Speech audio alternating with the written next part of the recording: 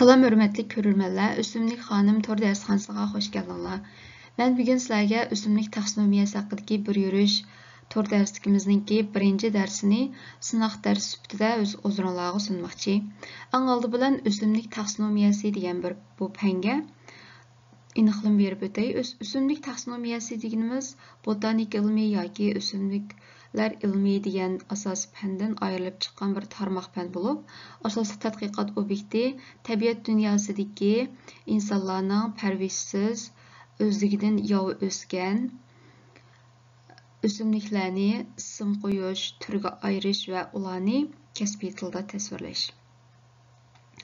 Eng yaqinqi ma'lumotlarga asoslanganda yer sharida 330 ming xildan 400 ming xilga yaqin yuqori darajalik o'simlik bor bo'lib, bularning ichida taxminan 80 ming xilniki doğruluq ekanligi mo'ljallanmoqda. Biz eng oldi bilan yer sharidagi barliq jonliqlar haqida umumiy tushunchaga ega bo'lib boqaylik. Jonliqlarni hujayra tuzilishining bor yo'qligi va boshqa alohidliklarga asosan tuvandagidek 5 dunyoga bo'lish mumkin.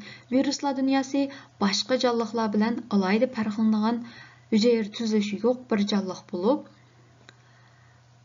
ersi uchurining o'xshamasligiga asosan DNA virusi va RNA virusi deb ikki cho'ng turkumga bo'lindi. DNA virusi DNA bilan aqsilning birikishidan, RNA virusi bo'lsa RNA bilan aqsilning birikishidan tuzildi. Hozirgi yer sharini qoplab ketgan virus bo'lsa RNA virusi bo'ldi. İbtidoiy yadroliq jonliqlar dunyosiga kelsak, bularning hujayra tuzilishi bor bo'lsa-mu, qo'sh qavatlik parlik tuzilishga ega hujayra yadrosi bo'lmaganligi uchun ibtidoiy yadroliq deb ataldi. Hayvonotlar dunyosi, o'simliklar dunyosi, zamburug'lar dunyosidagi jonliqlarning hujayra tuzilishidan boshqa qo'sh qavatlik parlik tuzilishga ega hujayra yadrosi bor bo'lganligi uchun bular haqiqiy yadroliq jonliqlar deb ataldi. Haqiqiy yadroliq jonliqlarning ichidagi hayvonotlarningki yuguralaydigan, ma'alaydigan, sirtqi muhitning g'idiqlashlariga darhol tez inkas qaytara oladigan alohidligidan boshqa, yana bularning hujayrasining ichidagi hujayra apparatlari o'simliklar dunyosi va zamburug'lar dunyosidan farqlanadi. O'simliklar dunyosi bo'lsa, quyosh nuridan foydalanib fotosintez elib berish orqali organik modda sintezlaydigan, sirtqi muhitdagi karbon dioksidni so'mirib oksigen qo'yib bera oladigan alohidligi bilan boshqa har qanday dunyodagi jonliqlar bilan alohida farqlanib turdi. Zamburug'lar dunyosimi garchi o'simliklardek tuproqdan o'sib chiqqan bilan o'simliklarga o'xshash fotosintez roli elib bormaganligi uchun o'simliklar dunyosiga tava bo'lmay ayrim bir dunyoga tava qilindi.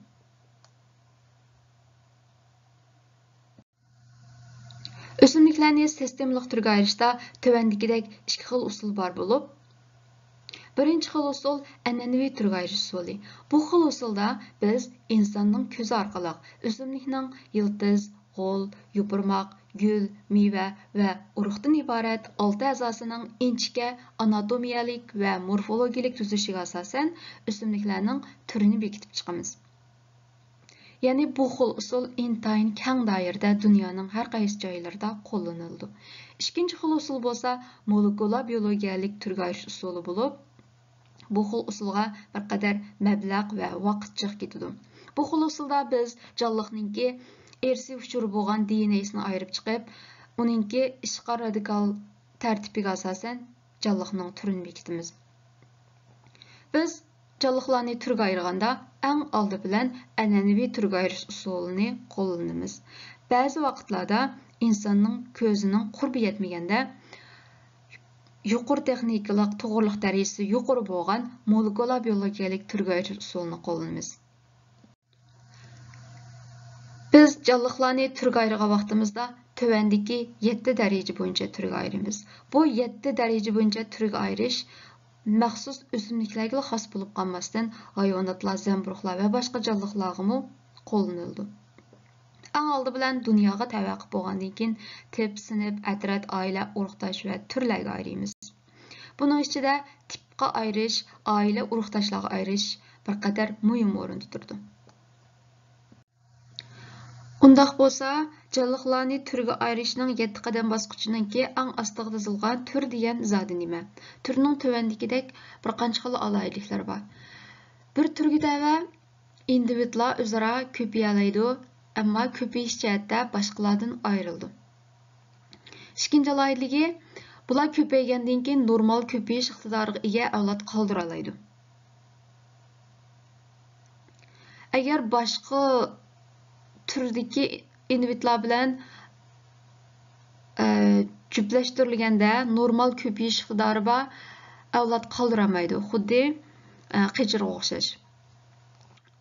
Undan keyin bir turga tava individlarninki xromosom soni o'xshash bo'ldi. Masalan, odamni misol qilib aytsak, har qaysi qit'alarda yashaydigan odamlarning terisining rangi, nurg'un alohidliklari o'xshamaydi. Ammo mayli oq tanlik bo'lsin, mayli qora tanlik bo'lsin yoki sariq tanlik bo'lsin, barliq insonlarninki hujayrasiniki, hujayra yadroning ichidagi xromosom soni 23/46 tal bo'ldi.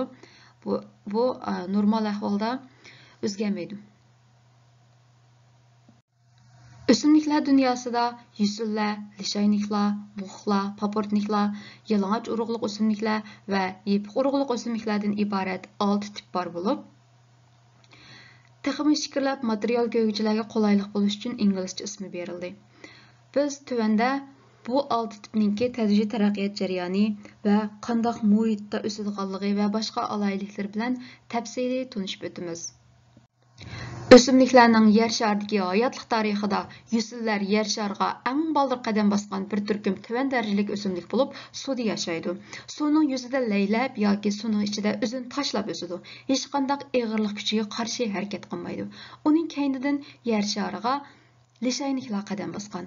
Lishayniklar bo'lsa 90% zamburug'lar bilan 10% yusullarning o'rtaqlashib birlikda yashashi hosil bo'lgan birikma holatdagi jonliq bo'lib, eng dastlabdagi yer sharida toshlarning yuziga ching choplashib o'sib, millionlagan yil mobaynida toshlarni chiritib tuproq hosil qilishda intayin muhim rol o'ynagan bir xil jonliq hisoblandi. Lishayniklarning ichidagi 90% zamburug'lar sababli lishayniklarni zamburug'lar dunyosiga tava qilib qo'ydigan ahvollarmi mavjud. Uning keyindan yer sharida muxlar borliqqa kelgan. Muxlarga kelganda o'simliklarda yildiz, g'o'l, yopirmoq shakllanishga boshlagan bo'lib, quruqliq muhitiga texmi moslashishga boshlagan. Muxlar og'irlik kuchini yengib turib, yuqoriga qarab o'sishga boshlagan. Ammo texi to'zg'ich to'qilmalar shakllanmaganligi sababli egizligi 5 cm-dan oshmagan. Bu yerda oz sondagi 10 cm atrofida o'salaydigan muxlar bo'lib, ya'ni intayin oz uchraydi. Muxlar bilan lishayniklarning to'hpisida yer sharida intayin g'oyat zo'r miqdordagi tuproq hosil bo'lgan. Uning keynidan yer sharida paportniklar hosil bo'lgan. Paportniklarga kelganda o'simliklarda rasmiy turda yildiz, g'o'l, yopirmoq shakllangan bo'lib, kanallar bog'lama hosil qilgan. Kanallar bog'lama deganimiz biz sabzini kesgan vaqtida chiqadigan halqisman tuzilish shu. Kanallar bog'lamining yordami bilan paportniklardagi yildiz orqali simirilgan suv va boshqa oziqlik moddalar intayin tez suratda o'simliklarning uchigacha yetib bora olgan bo'lib, o'simliklar bo'y egizlik jihatda intayin yuqori ustunlikni egallashga boshlagan. Ammo paportniklar yana sporlik ko'paydigan bo'lg'achqa ma'lum mezgillardan keyin nasl qurishga boshlagan. Paportniklar yana undan boshqa dinozavrlar davrida yer sharida eng ustunlikni egallagan. Lishayniklar bilan muxlarning ta'sirida, muxlarning to'hpisi natijasida yer sharida g'oyat zo'r miqdordagi tuproqlar hosil bo'lgandan keyin yer sharida urug'liq o'simliklar o'salaydigan intayin yaxshi muhit hozirlangan. Yalang'och urug'liq o'simliklar yildiz, g'o'l, yopirmoq, mevadan boshqa otaliq va onaliq ko'payish hujayrasining qo'shilishidan hosil bo'lgan urug' shakllanib, ko'payish iqtidori yuqori ko'tarilgan. Uning keyindan yer sharida yepiq urug'liq o'simliklar hosil bo'lgan bo'lib, bu tipdagi o'simliklarda yildiz, g'o'l, yopirmoq, gul, meva, urug'dan iborat 6 a'zoning hammasi to'liq shakllangan. Hozirgi biz yashayotgan yer sharida eng ustunlikni egallagan. Guli eng chiroyli, eng sohibjamol o'simliklarning hammasi yepiq urug'liq o'simliklardir.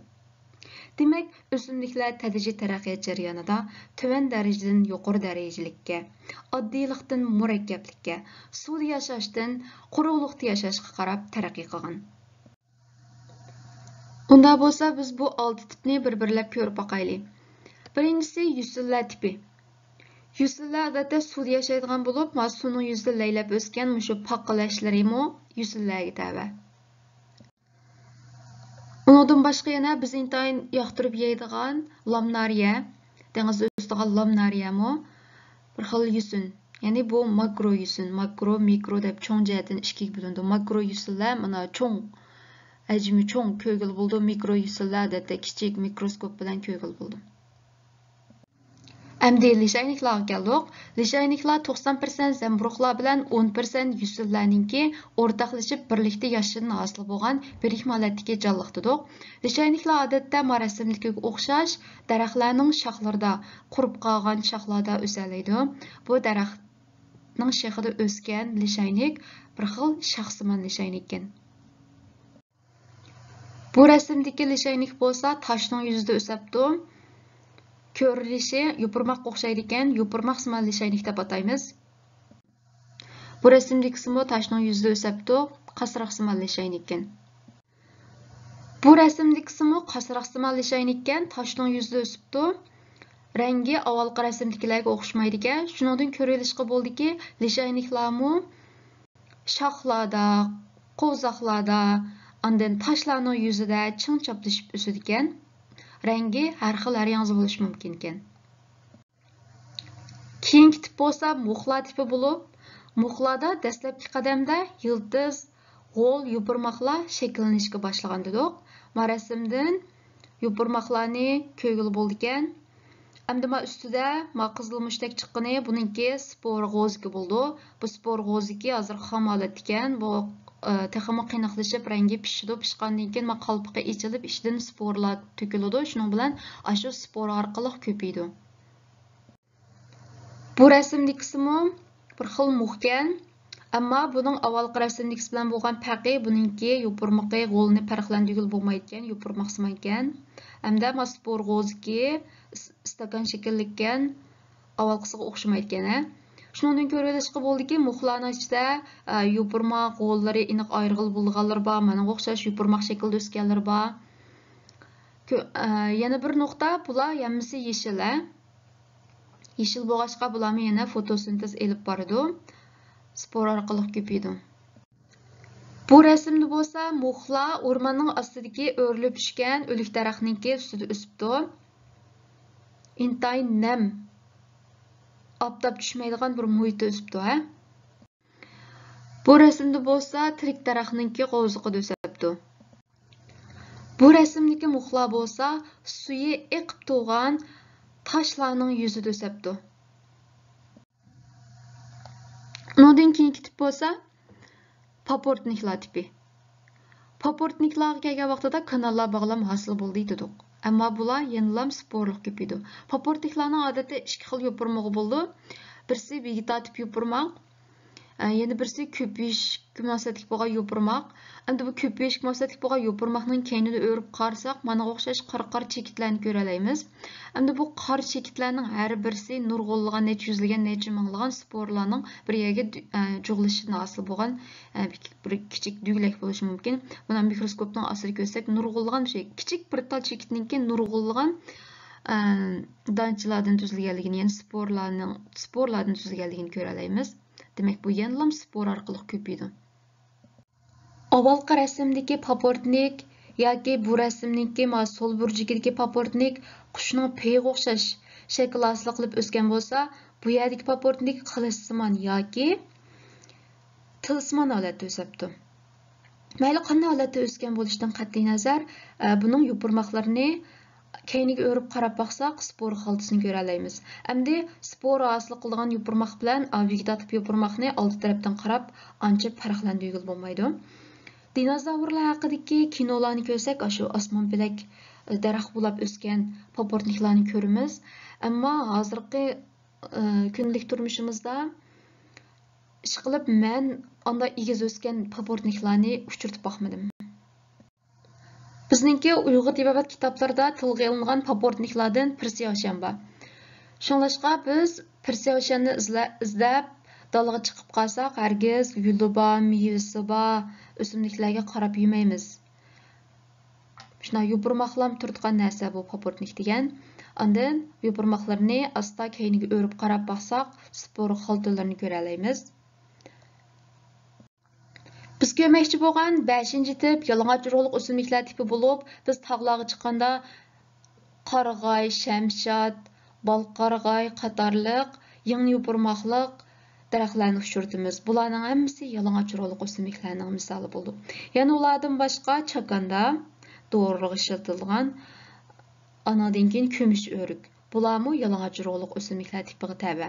Endi bularning tafsilotini mushu tipga kelgan chaqda yana davomli tafsiliy so'zlaymiz. Eng oxirgi tip bo'lsa, tadriciy taraqqiyot darxining eng ustiga so'ziladigan, hozirgi yer sharida eng ustunlikni egallagan, eng chiroyli, eng sohib jamol guli ichilgan o'simliklar bo'lgan yip urug'liq o'simliklardir. Men o'simliklarni tuvandagidek 7 daraja bo'yicha turga ayiramiz dedim. Endi bunga bir misol keltirib boqay. Men to'g'roqni misol qilib, bu 7 bosqich bo'yicha turga ayirishni tushuntirmoqchi. Eng avval to'g'roq o'simliklar dunyosiga ayirib olamiz. Uning keyindan biz tilg'ib o'tgan 6 tipning ichidagi yepiq urug'liq o'simliklar tipiga tava qilib oldim. Uning keyinidan bu yepiq urug'liq o'simliklar tipining ichida taqpallilik va qo'shpallilikdan iborat ikkilam tip bo'lganligi uchun to'g'roqning alayligiga asosan men buni qo'shpallik o'simliklarga tava qilib oldim. Uning keyinidan guruhga ayirish ancha muhim emas, shuning uchun bundan atlab o'tib ketsak bo'ldi. Endi to'g'roqni har qaysi anatomiyalik, morfologiyalik alayligiga asosan tal teraklar oilasiga tava qilib oldim. Tal teraklar oilasining ichida faqat ikkala urug'dosh bo'lib, bular terak urug'doshi bilan sugat urug'doshini o'z ichiga oladi. Ya'ni bizningki aniqlamoqchi bo'lgan to'g'riqimiz terak urug'doshiga tava. Bizning yurtda terak urug'doshida taxminan 40 tur, sugat urug'doshidami taxminan 40 tur bor. Bu tür jihatda to'g'roq tava bo'ldi. Endi buningki latincha ismi Populus euphratica deb yozildi.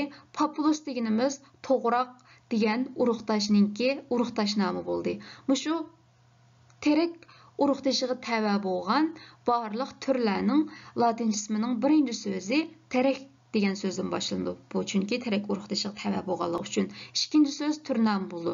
Endi nima uchun bizning yurtdagi to'g'roqqa Euphratica deb ism qo'yilib qoldi degan vaqtida buningga ism qo'ygan bu Oliver degan kishi 1801-yili o'sha O'rta Osiyoni ziyorat qilgan vaqtida mushu Turkiyadan Suriya tarafga quyilgan Yufrates daryosi deb bir daryo bor ekan.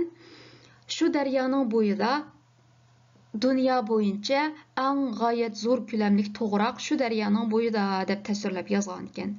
Shu 1801-yildagi ahvolda shu yerdagi to'g'roq eng zo'r ko'lamli to'g'roq bo'lg'achqa shuna ism qo'yibdi ekan. Ammo ular bugungi kunga kelgan vaqtida yer shardagi eng zo'r ko'lamli to'g'roq bizning yurtda. Bu Yufrates daryo bo'yidagi to'g'roqlar allaqachon vayron bo'lgan. Bizning bu bir yurish darslarimizning davomida 12 soat atrofida o'simliklarningki yildiz, g'o'l, yupurmoq, gul, meva, urug'dan iborat 6 muhim a'zosiningki anatomiyasi bilan tanishib chiqamiz. Chunki biz o'simliklarni to'g'ri tanish uchun ularning har qaysi a'zolarini birinchi qadamda to'g'ri taniy olishimiz kerak. O'simliklarning har qaysi a'zolari odatda bir-birisining siyoqiga kirib oldi. Yupurmoq gulning siyoqiga, g'o'l, yıldızning siyoqiga kirib oldim. Bularni to'g'ri tunish kerak. Shuning uchun eng avval anatomiyaga pishiq bo'lmasak bo'lmaydi. Biz anatomiyani pishiqlab bo'lgandan keyin 23 soat atrofida o'simliklarning dunyosidagi asosligi, o'sha yepiq urug'liq o'simliklar asos qilingan holda eng ko'p uchraydigan muhim oila va urug'doshlar bilan tunishimiz. Yana buningga qo'shib yalang'och urug'liq o'simliklardan bir 5-10 oila, paportniklardan biri 4-5 oilani tunuymiz.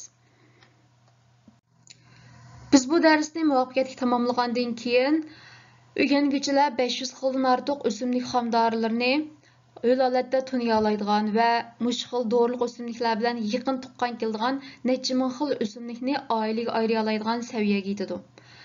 Ammo dorilik o'simliklarningki farmakologik ta'siri o'zicha kelinmaydi. Yana shuning bilan bir vaqtda o'simlik avrishkisini yasash usulini pishiq egallaydi.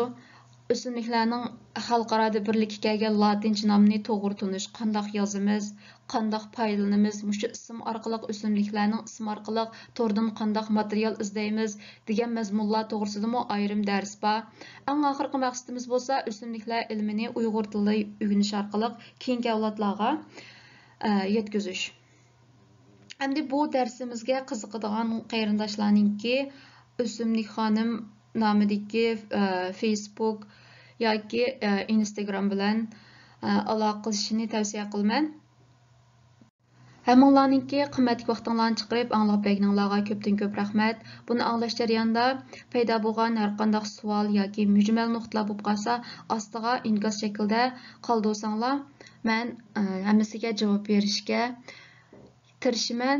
Unda bo'lsa, kelarki sonda ko'rishaylik. Xayr xo'sh.